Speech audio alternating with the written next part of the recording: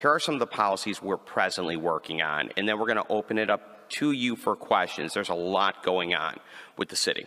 The first thing is working on policies to reduce commercial vacancies in commercial quarters. Okay, so most of you know we've worked very hard on moving policies that would really take a hard look at some property owners, not all property owners, not even most property owners, right? They get a tax incentive for keeping their properties vacant and then not working to rent out those properties. And through those efforts, through the efforts of this large coalition, we were lucky enough to be able to move a policy change. And the assessor ultimately put that policy change into place. And now a commercial property owner can only take one vacancy reduction based on their property being fully or partially vacant before they rent out a portion of their property. Now, this was a long process, and we had legislation in Springfield. We tried to pass legislation with the Cook County Board, but ultimately it is the assessor that makes the policy on assessments. They assess the property, so it was ultimately the assessor that had to make this change. So we're excited about this. And if you saw a flyer out back, the trick now is to get property owners to understand the change and to get entrepreneurs and chambers of commerce sending people to property owners asking to rent out the space. So that's now in amplifying the message campaign that we're on this particular policy. And we'd be glad to talk about it further. Again, most property owners are small businesses. A lot of property owners are small businesses. We're all in this together. Cook County has a very interesting process wherein if a property is vacant, you can ask for additional relief for your property tax assessments. And that's not bad in a lot of cases, right? If a property owner buys a dilapidated property and they need to go through all the things we're going to talk about right now, which is zoning and red tape and a lot of the things that you have to do to get your property ready, then perhaps getting a vacancy reduction for a short period of time based on that vacancy is a good idea, right? But at some point when it's 4, 5, 6 years in a row, and you walk around a property, a commercial quarter with chambers, and they say, man, this property's been vacant for 5 years. This property's been vacant for 7 years.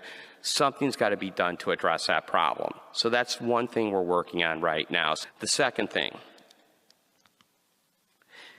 is zoning.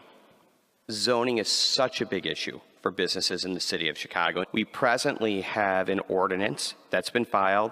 The chief sponsor is Alderwoman Haddon, which would reduce the fees for a special use permit in half for small businesses, 50 and under employees. So instead of paying $1,000, you would pay $500. We have a lot of sponsors on that bill. I think we have everybody on the zoning committee but 5, and our hope is to get that ordinance passed at the next city council meeting. On top of that, let's talk about special use. Does everybody know special use is something that you're going to apply for when you want to open a business that the area that you want to open the business in is not specifically zoned for that business, okay? Now, we know post-pandemic things are changing, right? There's a lot of innovative businesses that want to open, and they don't necessarily fit into a particular place on the zoning code, so you would have to apply for a special use permit. The problem is it's so hard for small businesses, and it's actually not equitable, okay? Because it costs a lot of money to get a special use permit, and a lot of times small businesses can't afford it. So minority-owned businesses can't afford it. So what would we like to see? Some of the things we'd like to see is that no longer, unless it's really necessary, would a business have to hire an expert to come in and testify for a special use permit. We don't want to see some businesses have to submit site plans and documentation, let's just call it documentation, that isn't necessary but is very expensive. We'd like to see a business that knows they're going to be denied a special use permit be able to just go, knows they're going to be denied a regular permit, to go seek that special use permit without going through the process only to be denied, because time is money. And the longer it takes for people to get these permits, and to be able to open for business and to get their business license, the longer it is they're losing money, and sometimes they're paying rent because they've already signed a lease while they're going through this entire process. Eliminate the notary. There's so many different things we can do to help expedite the process for special use permits, but it's not just special use permits. It's also inspections. Right now, inspections are not happening in a timely enough manner in the city of Chicago. So let's go through this. If I'm a business and I want to open, I have to get a business license, right? At the end of the day, I need to get a business license. And there's a bunch of steps that I need to go through to get that business license. And the issue right now is everything is taking too much time. Now, look, the world's understaffed right now, right? And everybody at the city of Chicago that I've met is trying to do a really good job of getting things done. But the processes take too long. So as a group, as a coalition, we're collectively looking at those processes, trying to make things quicker, faster, and less expensive. Transparency is really, really important. We have folks who are data analysts trying to figure out how long it actually takes businesses on average to get a license with the city of Chicago, okay? How long does it take for every step of the process?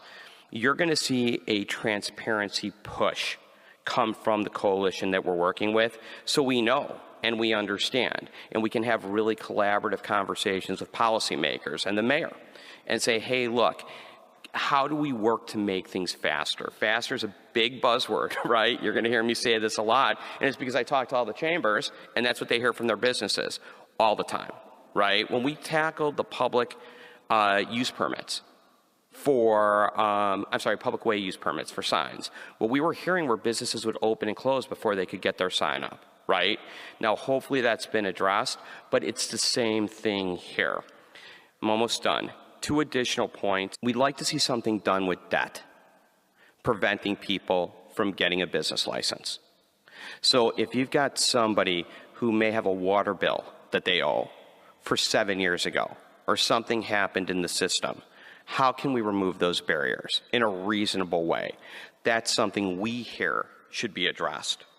And then local investment in local communities. We really feel this should be a huge push by the administration and by policymakers. So how do we encourage, whether it's CIVs, whether it's crowdfunding, how do we empower local communities to encourage local entrepreneurs to open in their own neighborhood business districts? So, driving here, you see the vacancies. And you see this across Chicago, and the goal is to turn those again into thriving small businesses. Finally, we're creating a caucus. And this is the entire group of chambers that are reaching out to not just alders, but alders, state reps, state senators, and Cook County commissioners, and saying, let's all come together to try to move policies to revitalize neighborhood business districts and support small businesses. And we've got 10 legislators, we sent out a survey, that have already said they're very interested in being part of that caucus. And that includes state representatives, state senators, and all their people. So we're very excited about that. So that's sort of what's on our agenda right now, but the purpose of this is to hear what else should be on our agenda, to answer any questions that you all have. And again, we're just thankful for this opportunity.